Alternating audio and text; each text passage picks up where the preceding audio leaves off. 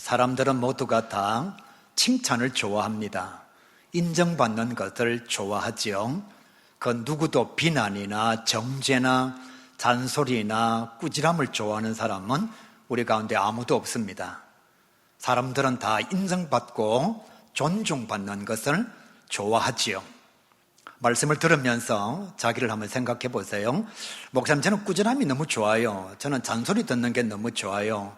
많은 사람들이 다 저를 비난해 주었으면 좋겠어요. 주일날 만날 때마다 저를 정죄하는 사람이 우리 교회에 정말 많으면 좋겠습니다. 이런 생각 가지고 있는 사람 손들어 보시기를 바랍니다. 없어요. 정말 없어요.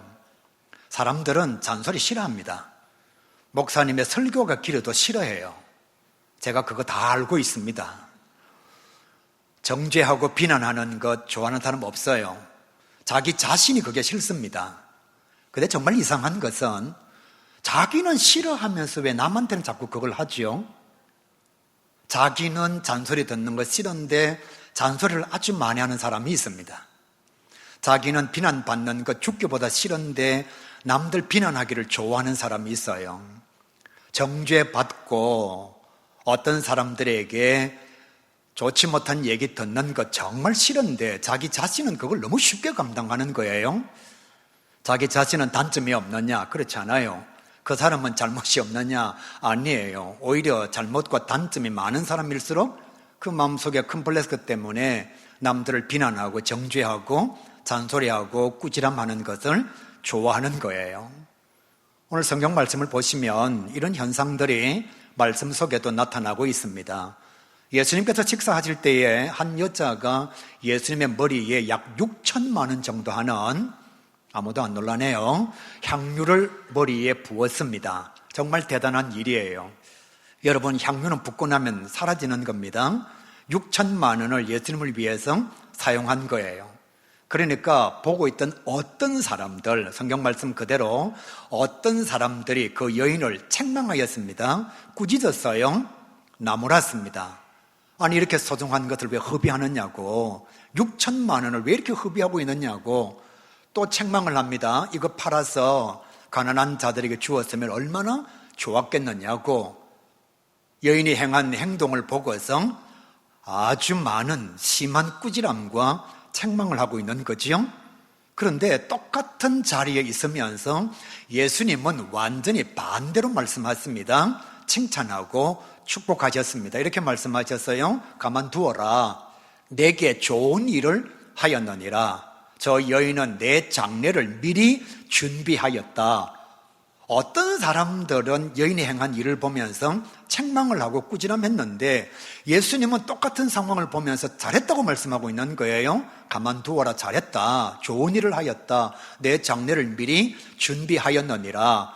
그러면서 칭찬으로 끝나지 않고 예수님께서 이 여인을 축복하십니다. 이렇게 말씀해요. 복음이 전해지는 곳마다 이 여인이 행한 일도 전하여질 것이고 그것으로 말미암아 이 여인이 기억되어질 것이라고 분명히 축복을 하고 있습니다. 완전히 다른 상황이잖아요. 사랑하는 가요계 성도 여러분, 오늘 성경 말씀을 통해서 하나님께서 허락하신 은혜의 말씀이 우리 마음밭에 심기워지기를 간절히 바랍니다. 정말 주의 말씀을 통해서 여러분이 깨달음이 있기를 간절히 소망합니다. 다른 사람 말고 내게 주시는 하나님의 말씀으로 받아서 이 상황의 일들을 보면서 나는 하나님의 말씀을 통하여 어떤 은혜를 받아야 할지를 말씀을 통하여 생각하고 마음속에 새길 수 있기를 주님의 이름으로 간절히 축복합니다. 성경은 이렇게 말씀해요. 사람의 시선과 마음이 중요하다, 그렇게 말씀하고 있습니다. 누구든지 무엇을 하든지 그 사람이 바라보는 시선과 그 사람의 마음의 상태가 너무너무 중요하다라고 말씀하고 있는 거예요. 여러분, 말씀을 보셔서 아시잖아요. 똑같은 자리에 있습니다. 예수님은 여기에 계시고 어떤 사람들은 여기 있는 것이 아니라 예수님도 식사하는 자리에 어떤 사람들도 식사하는 자리에 예수님은 여기에서 향유를 머리에 부음을 받고 어떤 사람들은 여기에서 노닥거리고 있었던 것이 아니에요. 똑같은 자리에 있습니다. 똑같은 상황을 보고 있어요. 여인이 예수님의 머리에 향유를 붓는 것을 예수님도 경험하고 있고 어떤 사람들도 경험하고 있습니다. 그런데 왜 이렇게 평가가 다르고 생각이 다르고 말하는 것이 다르냐 하면 사람이 다르기 때문에 그렇습니다. 인격이 다르고 성품이 다르고 그가 가지고 있는 성격이 다르니까 조금 더 쉽게 말씀드릴게요. 그 사람이 그렇게 보고 있는 것입니다. 예수님은 이렇게 보고 있는 것이고요. 무슨 얘기냐 하면 이렇게 같은 자리에 앉아 있으면서도 생각이 다른 거예요. 마음의 중심이 다른 겁니다. 동일한 일들을 보면서 긍정적인 생각을 가진 사람이 있고 부정적인 생각을 가진 사람이 있습니다. 똑같은 자리에 있으면서 인내하는 사람이 있고 분노하는 사람이 있습니다. 똑같은 것을 보고 있어요. 어떤 사람은 사람을 만나면 배려를 하는 자가 있고 어떤 사람은 사람을 무시하는 자가 있습니다. 협력하는 자가 있으면 외면하는 자가 있고요. 동일한 가정 안에 살고 있으면서 엄마는 감사가 넘치는 사람이요, 아버지는 원망이 넘치는 사람인 거예요. 감사와 원망이 그 가정 안에 공존하고 있는 겁니다. 똑같은 가정에 있으면서 평가가 다른 거죠. 어떤 사람은 칭찬하고 어떤 사람은 정죄합니다. 사람의 모습을 보면서 어떤 사람은 그 사람을 칭찬하고 어떤 사람은 그 사람을 정죄해요. 이런 것도 있습니다. 연합의 공동체에 가서 연합하기를 좋아하는 사람이 있고 분열하기를 좋아하는 사람이 있습니다. 잘 되는 공동체임에도 불구하고 그 사람만 오면 분열이 되는 거예요. 그래서 이런 사람들을 어떤 사람은 피스메이커라고 얘기하고 어떤 사람은 트러블 메이커라고 말하는 거예요. 평화를 만드는 사람과 분란과 다툼을 만드는 사람. 왜 이렇게 사람이 구분되어지느냐? 그게 그 사람이기 때문에 그렇습니다. 상황이 다른 것이 아닙니다. 보는 것이 다른 것이 아니에요. 똑같은 것을 보고 있으면서도 그 사람이 그런 사람이라는 거예요. 그러니까 봐요. 향유를 붓는 그 자리에 있으면서 예수님은 칭찬하고 어떤 사람들은 책망하고 꾸지람하고 있고 예수님은 축복하고 있고 어떤 사람들은 저주를 하고 있고 상황이 다른 것이 아닙니다. 사람이 다른 거예요. 지금 제가 말씀을 전하고 있습니다. 긍정적인 사람은 야, 목사님 오늘 말씀이 되게 빠르니까 잠 안 와서 좋겠네 이렇게 생각하고 부정적인 사람은 무슨 말을 저렇게 빨리 하노? 오늘 또 설교 얼마나 많이 하려고 저렇게 말을 빨리 하노? 분명히 아마 그런 생각하고 있을 겁니다. 그러니까 봐요. 똑같은 설교를 듣고 똑같은 예배 현장에 있으면서 그 사람이 그러면 그렇게 생각하는 거예요. 그 사람이 그러면 그런 평가를 가지고 있는 거지요. 사랑하는 가게 성도 여러분, 여러분 어떤 사람입니까? 다른 사람 생각하지 말고 자기를 한번 생각해 보시길 바랍니다. 제가 두 가지 이야기를 여러분에게 전해드릴게요. 6.25 전쟁 때에 울산에서 명태 장사를 하는 여집사님이 계셨습니다. 이 집사님의 꿈은 교회를 건축하는 것입니다. 그래서 새벽 기도 시간이나 주일 시간마다 하나님 내가 교회를 건축하게 도와주십시오. 이 연약한 종에게 복을 주십시오. 항상 그렇게 기도합니다. 그런데 10년 동안 수고하는데도 명태 장사해가지고는 교회를 지을 수가 없어요. 그럼에도 불구하고 기도를 포기하지 않고 계속 기도를 했습니다. 그러던 어느 날 어떤 남루한 옷차림을 한 할머니가 도자기 하나를 가지고 와서 이렇게 말합니다. 젊은 세대, 내가 사실은 고기가 너무너무 먹고 싶은데 돈이 없다. 내가 이걸 줄 테니까 고기 조금만 달라고. 이 여집사님이 보니까 너무 마음이 안 됐어요. 자기 엄마 같기도 하고 얼마나 배가 고프고 고기가 먹고 싶었으면 이 뭐 보기도 좋지 않은 도자기 하나 갖고 와서 바꾸자 그러느냐고. 그런데 집사님이 되어서 선한 마음을 가지고 바꿔줬습니다. 고기를 많이 드렸어요. 그리고 그 도자기를 가지고 집에 경대 위에 딱 올려놓고 보니까 보면 볼수록 괜찮은 거예요. 그래서 하루는 신방원 목사님한테 목사님 저 도자기 진짜 괜찮은데 저거 뭔지 한번 알아봐 주시겠어요? 목사님한테 부탁을 했습니다. 혹시 여러분 집에 도자기 있거든 저한테는 부탁하지 마시길 바랍니다. 이 목사님이 자기가 봐도 좀 신기해요. 그래서 그 도자기를 가지고 서울에 있는 골동품 가게에 가서 한번 진단을 받아봤습니다.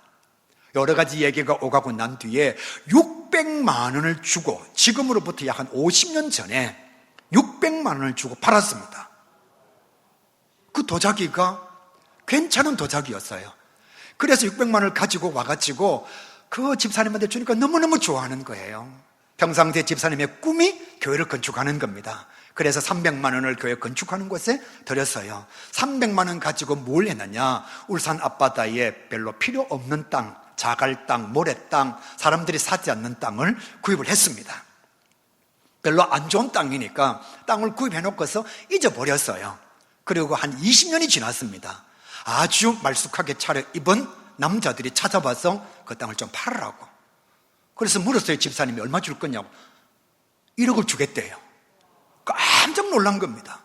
300만 원 주고 샀는데 1억을 주겠다 그러니까 그때 여집사님 마음속에 확 지나가는 게 있었어요. 지난번에 도자기도 별것 아니었는데 돈 많이 받은 거 보니까 이 땅도 별것 아니지만 분명히 돈 많이 받을 거다. 목사님하고 또 의논을 했어요. 혹시 땅 팔려거든 저하고 의논하지 마시길 바랍니다. 목사님하고 의논을 하고 땅을 팔려고 이제 여러 군데 알아보니까 이게 대단한 땅이에요. 그래서 안 팔았습니다. 조금 있으니까 10억 주겠답니다. 안 팔았습니다. 조금 있으니까 진짜 차를 타고 괜찮은 사람들이 와서 20억을 주겠답니다. 안 팔았습니다. 결국 얼마에 팔았느냐? 300만 원 주고 산 땅을 29억을 주고 팔았습니다. 이 땅이 어느 땅이냐? 현대자동차 정문 땅이에요. 여러분 확실히 돈 얘기하니까 좋아하네요. 29억 얘기하니까 막 눈이 번쩍 뜨이는데, 그래서 그 집사님이 또 반을 뚝 잘라가지고 나머지는 건축 헌금을 하고 교회를 2개를 세웠습니다. 또 나머지 돈은 땅을 사두었습니다. 10년이 지났습니다. 또 말쑥하게 차려입은 사람들이 찾아온 거예요. 아니 왜 찾아왔느냐고. 땅 좀 팔으라고. 그래서 여차여차하고 협상을 해서 수백억에 팔았습니다. 거기에 아파트가 들어온 거예요. 이 여집사님이 권사님이 되었고 돈을 많이 벌어서 그 많은 돈을 또 반을 뚝 잘라서 교회 건축 공부를 드렸습니다. 교회를 3개를 건축하고 나머지 돈은 자녀들에게 유산하고 그리고 나머지 사람들에게 나누어 주었습니다. 자, 이런 예화를 들으면 여러분 중에 긍정적인 사람은 그래 나도 교회 건축을 한번 해봐야지, 저런 비전을 꿈꿔야지, 나도 한번 생각을 해봐야지, 야 진짜 은혜되는 말씀 이렇게 생각하고, 부정적인 사람들은 또 교회 헌금이 모자라나, 목사님이 왜 또 저런 얘기를 하고 있노, 그러면 뭐 땅 사는 사람마다 다 부자가 되게 쓸데없는 얘기하고 있다고. 그래서 이런 예화를 들으면서도 마음속에 새겨지지를 않는 거예요.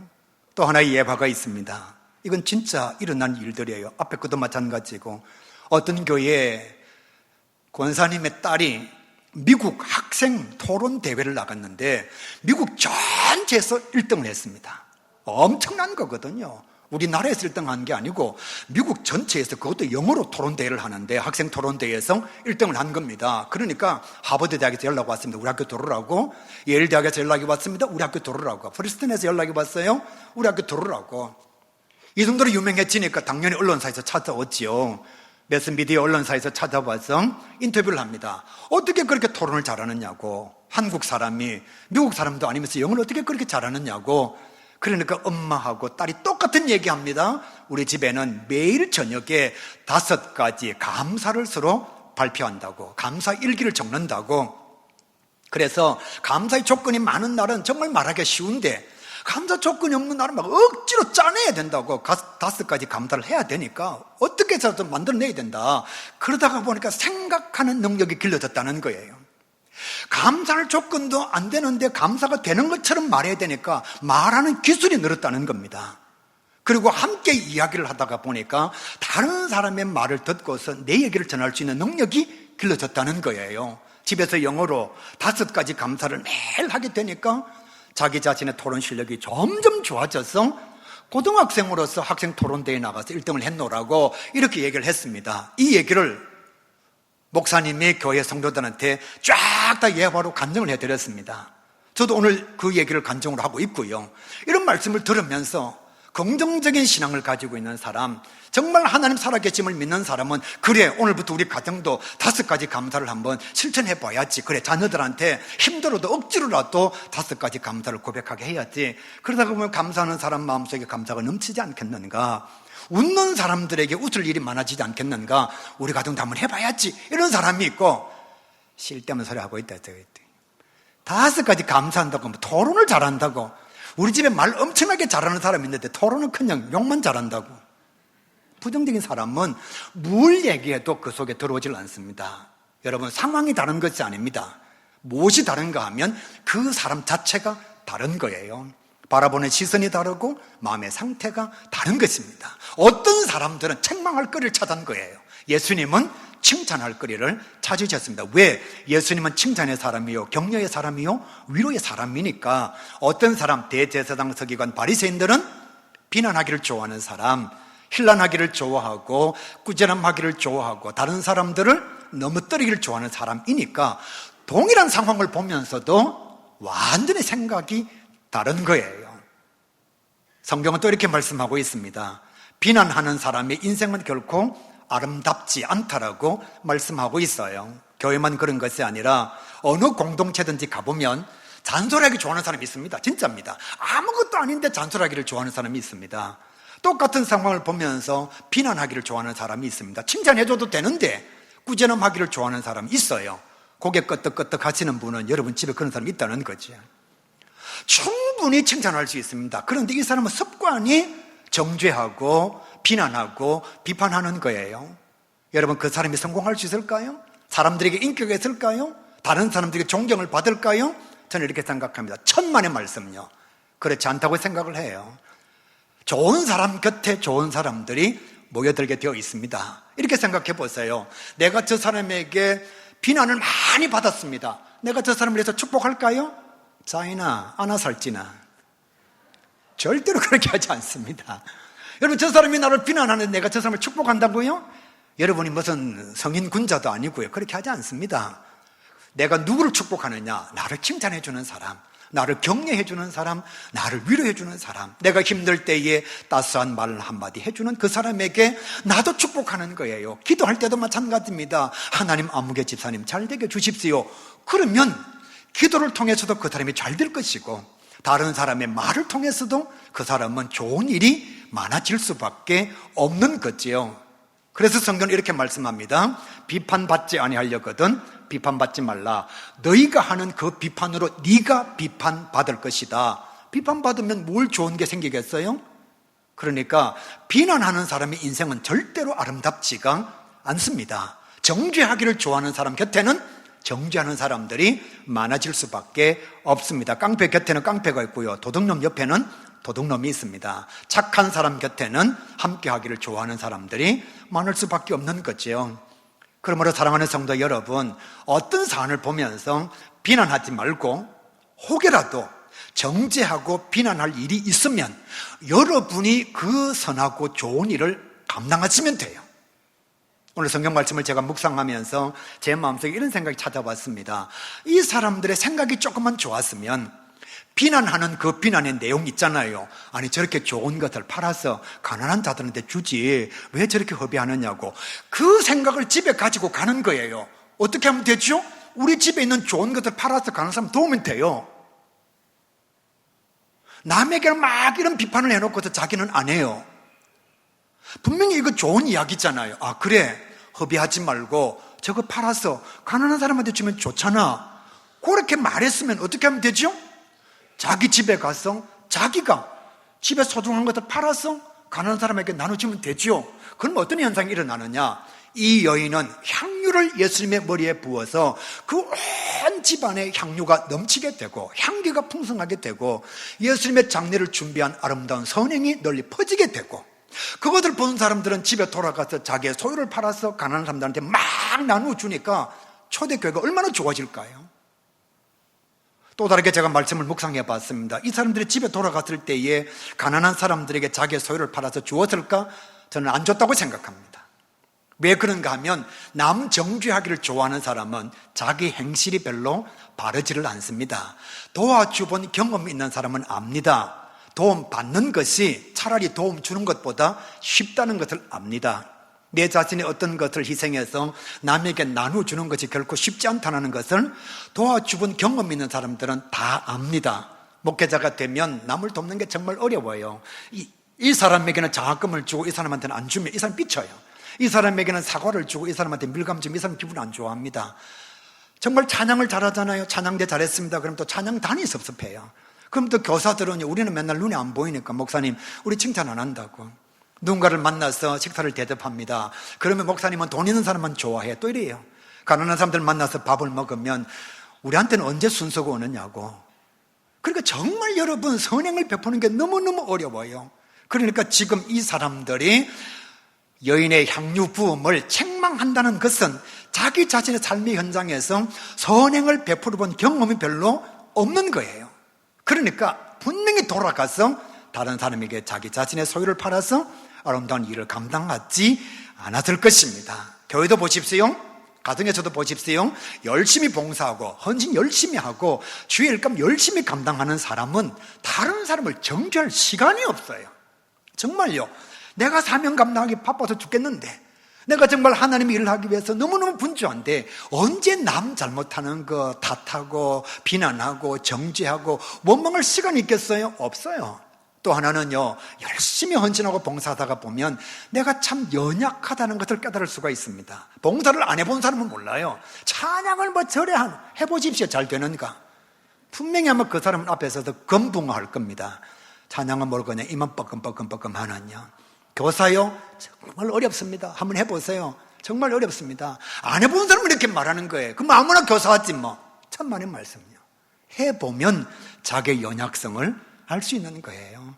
그래서 사랑하는 성도 여러분, 비난할 시간에 자기 자신이 비난한 그 내용으로 자기가 하십시오. 우리가 이거는 사랑이 없어 비난했잖아요. 자기가 사랑 실천하면 돼요. 우리 가야 교회는 새 가족을 별로 그렇게 반갑게 맞대주지를 않아. 다른 사람은 그 사실을 모른다니까요. 그 말을 하는 그 사람이 아는 거예요. 그럼 어떻게 하면 되죠? 자기가 비판하고 비난하는 그 내용을 자기가 실천하면 돼요. 여러분의 삶의 현장, 믿음의 현장에 이와 같은 일들이 얼마나 많이 있습니까? 세상에서 가장 빠른 변화는 깨달은 사람이 자기가 실천하는 거예요. 다른 사람들은 깨닫지 못하고 있어요. 그러면 변화가 일어나지 않죠. 어디에서 변화가 일어나느냐? 깨달은 사람이 제일 먼저 실천하고 바뀌어지면 공동체는 달라지게 되어 있습니다. 불평하는 사람 곁에는 좋은 사람이 모이지를 않습니다. 불평하는 사람 곁에, 비난하는 사람 곁에는 신실한 사람들이 모이지를 않습니다. 이것을 인지상정, 유유상종이라고 말하는 거예요. 그러므로 사랑하는 성도 여러분, 좋은 사람 만나기를 원하시면 좋은 사람이 되십시오. 다시 한번요. 여러분, 좋은 사람 만나기를 원하면 좋은 사람이 되십시오. 돈 있는 사람을 만나는 방법은 돈이 많으면 자연스럽게 만나지게 되어 있습니다. 높은 사람을 만나는 방법은 내가 높은 사람이 되면 자연스럽게 만나게 되어 있습니다. 아주 많이 아는 사람을 만나려면 내가 많이 알면 세미나에도 갈 수도 있고 학교도 갈 수가 있습니다. 그러므로 좋은 사람 만나기를 원하면 내가 그 사람을 칭찬하고 격려하고 위로하는 사람이 되면 되는 거예요. 그러면 내 주변에 좋은 사람들이 모여들게 되어 있습니다. 우리 가야교회 좋은 성도가 오게 하려면 어떻게 하면 되죠? 제가 다 해드렸는데 우리 교회가 좋은 교회가 되면 돼요. 가야교회가 좋은 교회다 소문나면요 그냥 사람들이 모여들게 되어 있습니다. 아무리 우리가 좋은 성도들을 맞이하려고 해도 우리가 좋은 교회가 되지 않으면 좋은 성도들 올 이유가 없는 거지요. 어떤 집안에 공부 잘하는 아들이 있었습니다. 정말 공부를 잘해요. 그래서 시험을 쳤는데 다 100점을 맞고 한 과목만 90점을 받고 왔습니다. 보통의 가정 같으면 야단나죠. 일나죠. 왜요? 다 100점 맞고 한 과목만 90점 받았으니까. 그런데 그 집의 엄마는 칭찬할 줄을 모르는 거예요. 아니 왜 이 과목은 100점 못 받았느냐고. 아니 다른 건 100점 맞으면서 왜 이거는 왜 90점 받았느냐고. 혼이 났습니다. 그래서 그 아들이 생각을 한 겁니다. 엄마를 기쁘게 하려면 내가 다음에는 다 100점 맞아야 되겠다. 열심히 공부해서 진짜 올백이 되었습니다. 다 100점 맞았어요. 그리고 엄마한테 띄워봐서 막 자랑합니다. 엄마 100점! 그러니까 엄마가 이렇게 말합니다. 이렇게 100점 맞으면서 지난번에 왜 한 과목 90점 받았느냐고. 그러니까 아들이 마음이 많이 아팠어요. 그래도 엄마를 기쁘게 하기 위해서 그래 내가 공부 더 열심히 해서 다음에 또 한번 100점 받아와야지. 그래서 정말 열심히 공부했고 다 100점을 받아왔습니다. 그리고 엄마 앞에 엄마 100점! 그러니까 엄마가 뭐라고 얘기하느냐. 공부만 잘하면 뭐 하느냐고. 성격이 좋아야지. 또 이러는 거예요. 우리가 이런 얘기를 들으면 이 엄마는 정말 참 칭찬을 못하는가 보다 이렇게 생각하는데 교회 안에 가정 안에 이런 게 넘쳐나요. 여러분 자녀들한테 뭐라고 얘기하죠? 공부 잘하면 뭐하노? 성격도 안 좋은데. 성격 좋으면 뭐하노? 돈도 못 버는데. 돈 잘 벌면 뭐하노? 장가도 못 가는데. 우리는 항상 그렇게 얘기해요. 아이고 돈 잘 벌어서 좋구나. 그래 인물 잘생겨서 좋구나. 장가를 못 가서 뭐 옆에 있으니까 좋구나. 이렇게 생각 안 하고 무조건 안 좋은 것만 얘기하는 거예요. 공부 잘하면 뭐하노? 돈도 못 버는데. 돈도 잘 벌면 뭐 그럼 장가나 좀 가지. 그러니까 항상 우리는 칭찬에 인색한 모습을 너무 많이 가지고 있는 거죠. 여러분, 자녀의 인생을 망치려면 비난하고 정죄하고 불평하면 됩니다. 나이 든 남편을 아내들이 싫어합니다. 웃는 가정은 아마 그런 게 있는 것 같아요. 나이 든 남편을 좋아하는 아내는 별로 없습니다. 왜냐하면 퇴직하고 난 뒤에 할 일은 없고 시간은 많고, 그러니까 안 좋은 게 자꾸 눈에 보여요. 안 좋은 게 보이다가 보니까 뻑하면 잔소리해요. 또 예전에는 떨어져 있었는데 퇴직하고 난 뒤에 집에 계속 같이 있으니까 싸우는 게 잦아듭니다. 그러니까 아내들이 무슨 생각을 하는가 하면, 할 수만 있으면 남편이 좀 집에서 외출해 주기를 바라는 마음이 너무너무 많습니다. 그래서 여러분의 가정 행복을 위해서 제가 이렇게 말씀드릴게요. 나이가 들수록 배우자를 칭찬하십시오. 아내도 마찬가지, 남편도 마찬가지. 아내가 외출을 하기 위해서 옷을 갈아입고 있거든. 집에 있는 남편이 또 어디에 놀러 쳐다니려 하지 말고, 당신은 역시 인간관계가 좋구나. 그렇게 갈 데가 많네. 나는 갈 데가 없다. 또 명품 가방을 딱 들고 가면 뭐 그거 들고 간다고 뭐 네가 뭐 뽀대가 나나 이렇게 하지 말고, 역시 가방이 주인을 잘 만났네. 뭐 이런 얘기하고, 비록 살이 쪄서 조금 옷은 안 맞지만 음식을 아주 맛있게 먹으면 아내 보고 돼지처럼 개걸스럽게 먹는다 이렇게 하지 말고, 야, 어찌 그렇게 복스럽게 먹느냐고, 여러분 똑같지만 칭찬을 자꾸 하십시오. 그리고 홈쇼핑을 보면서 돈을 많이 쓰고 있거든. 역시 당신 지혜롭다고. 쓰고 죽는 게 당신 돈이야. 통장에 돈 아무리 많이 쓰면 쓰고 죽어. 내가 주변에 친구들 보니까 80 넘어서 돈 쓰는 사람 없어. 써. 이러면 여러분, 아내가 얼마나 좋아할까요? 자꾸 집에 있으면서 잔소리하는 거예요. 청소 안 하니, 마실 가니, 금방 아침 먹었는데 또 밥 먹느냐는 둥, 이렇게 하니까 싸울 수밖에 없는 거죠. 목사님, 저는 아무리 생각해봐도 제 아내에게 칭찬할 게 없는데요. 그럼 옛날 칭찬을 하십시오. 저도 제 아내가 밉고 때때로는 마음속에 짜증이 일어날 때에 저는 1988년 3월 10일을 늘 기억합니다. 그때 제일 좋은 여자 만났거든요. 엄청나게 많은 여자들 가운데 제일 이쁜 여자, 39kg 나가는 그 여자를 제가 선택했거든요. 그러니까 여러분, 성질나고 짜증나고 미울 때가 있으면 지금 모습을 생각 안 하고, 지금 칭찬할 게 많이 있지만 성질나면 칭찬이 안 되잖아요. 그러면은 1988년 3월 10일을 생각하면 칭찬할 게 너무너무 많은 거예요. 가정이 행복하려면, 노부부의 삶의 현장에 행복이 찾아오려면 칭찬을 많이 해야 됩니다. 예수를 믿는 가정에 가정 예배 드리자 그러면 자녀들이 싫어해요. 아마 여러분의 가정도 마찬가지일 겁니다. 모여라 예배 드리자 그러면 좋아하지 않습니다. 왜 자녀들이 가정 예배를 싫어하느냐? 부모들이 예배를 잘못 생각하고 있는 거예요. 하나님의 말씀을 전하는 시간에 하나님의 말씀을 빌려가지고 평상시에 자기가 하고 싶은 잔소리를 자꾸 하는 거예요. 하나님의 말씀을 빌려가지고 자꾸만 꾸지람을 하는 거예요. 그러니까 아이들은 예배 드린다 그러면 또 잔소리 듣는 시간. 하나님을 잔소리꾼으로 우리가 만들고 있는 거예요. 반대로 해봅시다. 예배 드릴 때에 맛있는 음식 차려놓고 아버지가 격려하고 엄마가 칭찬하고 좋은 얘기하고 즐겁고 웃고 정말 행복한 시간을 가지고 난 뒤에 오늘 예배 잘 들으시니까 용돈 5만 원 이렇게 주면 어떤 자녀가 가정 예배를 싫어할까요? 주는 것은 하나도 없고 음식도 제대로 차려주지도 않고 용돈도 안 주고 예배 드리기만 하면 맨날 꾸지람해요. 똑바로 공부해라. 하나님의 영광을 드러내기 위해서는 좋은 대학 가야 된다. 그게 설교 시간이 잔소리를 듣는 시간이 되어 있으니까 어떻게 아이들이 칭찬이 없는 그곳에서 예배의 즐거움을 누릴 수가 있겠느냐는 거예요. 괴테가 이렇게 말했습니다. 부모가 자녀에게 줄 수 있는 최고의 선물은 뿌리와 날개다. 뿌리는 모범된 삶이요, 날개는 칭찬이다. 부모가 자녀에게 줄 수 있는 최고의 교훈은 모범이다. 칭찬이란 모범된 삶을 자녀에게 보여주는 것이다.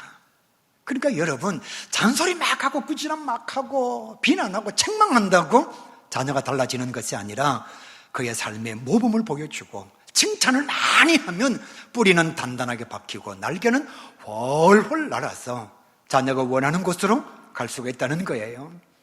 지난주에 통계조사가 나왔습니다. 우리나라에 노인 학대를 받는 사람이 몇 명이냐? 10명 중에 7명이요. 3명만 학대를 당하지 않고 100명 중에 70명이 노인 학대를 당한다는 겁니다. 누구한테 당하느냐? 40%가 아들한테. 아들 다 소용없어요. 저도 아들 둘인데요. 여기까지만 제가 얘기하겠습니다.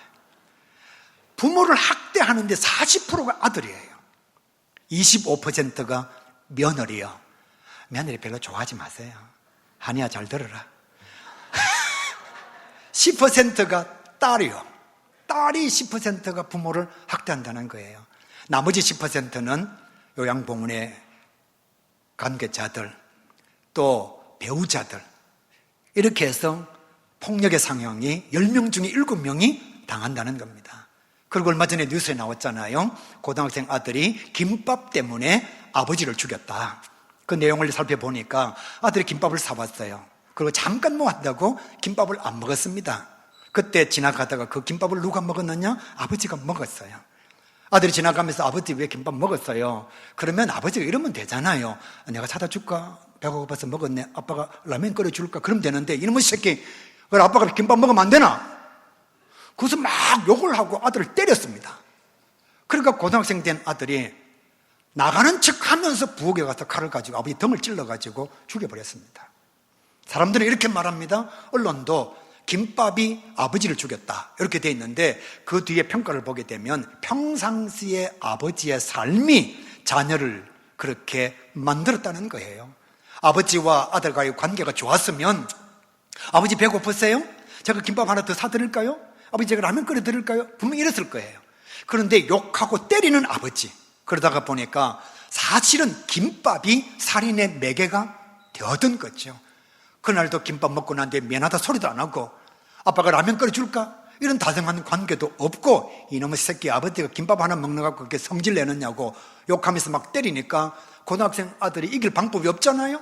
그러니까 나가는 척 하다가 부엌으로 가서 칼을 가지고 아버지를 죽인 거예요.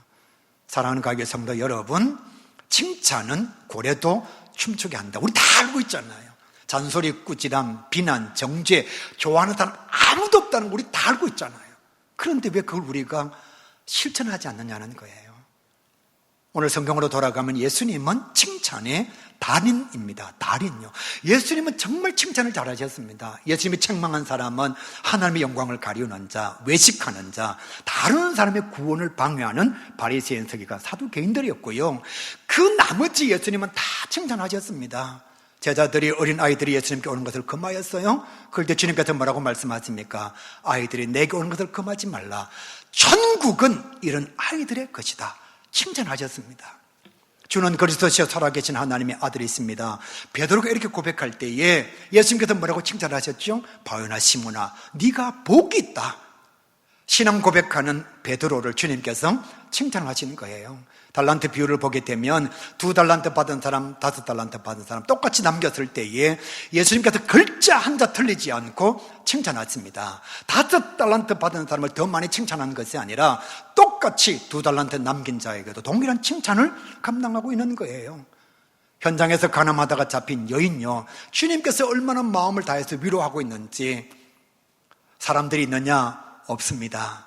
나도 너를 정죄하지 아니하노니 가서 다시는 죄를 범하지 말라. 주님께서 위로하고 따스한 사랑으로 그를 덮어주셨습니다. 오빠를 잃고 난 뒤에 슬퍼하고 있는 마리아와 마르다 찾아오셔서 오빠는 죽은 것이 아니야. 너희가 믿으면 영광을 볼 것이야.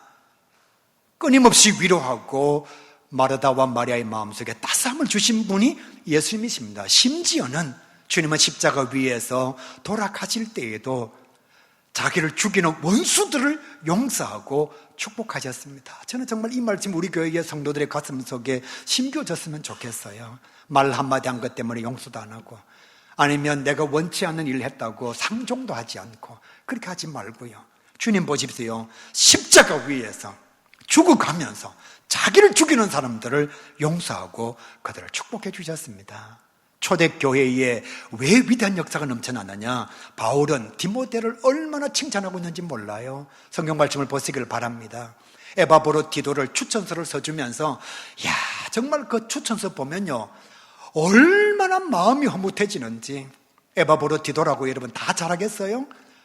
단점이 있죠. 잘못이 있죠. 그런데 바울은 그를 사랑의 눈으로 바라보니까 칭찬할 게 얼마나 많은지.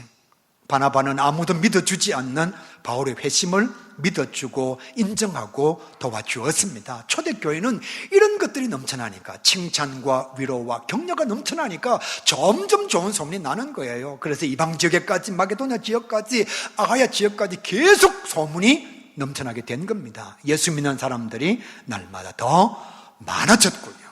말씀의 결론으로 여러분에게 말씀을 드립니다. 우리가 앞으로 잔소리하지 맙시다. 그거 여러분 싫어하잖아요. 앞으로 비난하지 맙시다. 그거 싫어하잖아요. 누군가를 정죄하고 뒷담화하고 험담하는 거 하지 맙시다. 왜? 나도 그거 싫어하거든요. 여러분도 마찬가지잖아요. 왜 내가 싫어하는 것들을 남에게 해야 되죠? 목사님, 바른 말 해줘야 바뀌잖아요. 그래도 따끔하게 얘기를 해줘야 달라지잖아요. 교훈을 해야지. 목사님 그런 거 안 하면 안 돼요. 사랑하는 가교회 성도 여러분, 여러분 부모가 여러분을 바꾸려고 했습니다. 여러분 선생님이 여러분을 바꾸려고 했습니다. 여러분의 남편과 아내를 여러분 바꾸려고 했습니다. 교회 목사님이 수십 년 동안 설교를 통해서 여러분을 바꾸려고 잔소리도 하고 책망도 했습니다. 달라졌나요? 안 달라져요. 그럼 언제 달라지느냐? 예수님이 선택한 제자들의 모습을 보십시오. 예수님께서 데리고 다니면서 기적도 보여주었습니다. 말씀도 엄청나게 많이 전했습니다. 그런데 제자들 중에 돌탱자가 얼마나 많은지, 이들이 언제 달라졌느냐? 성령을 받을 때에 순교의 제물이 되는 겁니다. 무슨 얘기냐? 깨달음이 오면 달라지게 되어 있습니다. 잔소리로 달라지는 거 아니에요. 책망으로 달라지는 게 아닙니다. 깨달음이 와야, 은혜를 받아야 변화가 되는 거예요. 여러분 가정에 쌍둥이가 있다고 생각을 해봅시다. 똑같은 거 입히고 똑같은 거 먹이고 똑같은 데 잠재우고 똑같은 교육 방법으로 교육합니다. 쌍둥이가 완전히 결과가 다릅니다.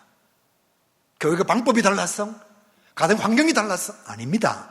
자라면서 깨닫는 게 달라요. 똑같이 교육시킵니다. 똑같은 걸 먹입니다. 똑같은 부모입니다. 왜 쌍둥이가 다르죠? 한 명은 정말 부모에게 말씀을 잘 듣습니다. 한 명은 지지리도 말 안 듣습니다. 무엇의 차이인가 하면 평상시 부모님의 말씀에 대한 깨달음의 차이예요. 쌍둥이임에도 불구하고 깨닫는 자는 훌륭한 자녀가 되고, 깨닫지 못하는 자녀는 그렇지 못한 거예요. 아니, 부모가 똑같은 거 먹이고 똑같은 잔소리하고 똑같이 책망하고 똑같이 입히고 먹였는데 왜 다를까요? 깨달음이 없으면 절대로 변화는 나타나지 않습니다. 제가 설교를 많이 하잖아요. 깨달음이 없는 사람은 수십 년 설교를 들어도 성격 하나 바뀌어지지 않습니다.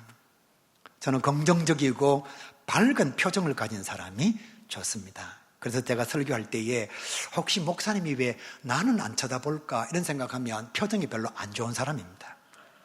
웃는 사람, 아멘 하는 사람, 그리고 표정이 확 열려있는 사람은 설교할 때 그 사람 보면 설교할 기쁨이 넘쳐나거든요. 이러고 있는 사람 보면요, 진짜 설교할 맛이 떨어져요. 그러니까 나를 안 쳐다본다 생각하지 말고 앞으로 내가 표정을 바꿔야 되겠다. 목사님이 왜 나를 늘 쳐다보지? 표정이 좋은 사람이에요. 여러분 가정에도 마찬가지, 직장에도 마찬가지, 표정과 마음이 좋은 사람이 있으면 그 공동체에 향기가 넘쳐나게 되어 있습니다. 오늘은 교사주일이에요. 사랑하는 가교회 성도 여러분, 혹시 교회 마당에서 교사들을 만나면 칭찬해 주십시오. 그리고 격려해 주시고 인정해 주시길 바랍니다. 목사님 진짜 인정하기 싫고 정말 칭찬하기 싫은데 입 꽉 닫고 다 집에 가십시오. 그래요. 칭찬할 걸 발견하지 못하고 인정할 수 있는 게 발견되지 않거든. 그냥 집에 도착할 때까지 입 딱 닫고 그냥 집에 가시면 돼요. 칭찬할 거리가 있고 격려할 거리가 있고 인정할 거리가 있으면 마음껏 하십시오. 여러분, 교회는 칭찬과 격려가 필요하지 비난과 정죄가 필요하지 않습니다. 그래서 제가 오늘 설교 제목을 박수부대를 모집합니다. 이 박수부대가 무엇인가 하면 자녀를 응원해주는 사람들입니다. 여러분, 많이 지원하셔서 우리 교회 안에는 오늘 이 여인으로 말미암아 그 집안에 향유 냄새가 가득했던 것처럼 칭찬하기를 좋아하고 격려하기를 좋아하는 사람들 때문에 우리 가야 교회가 아름다운 칭찬의 향기가 넘쳐나는 그런 교회가 될 수 있기를 주님의 이름으로 간절히 축복합니다.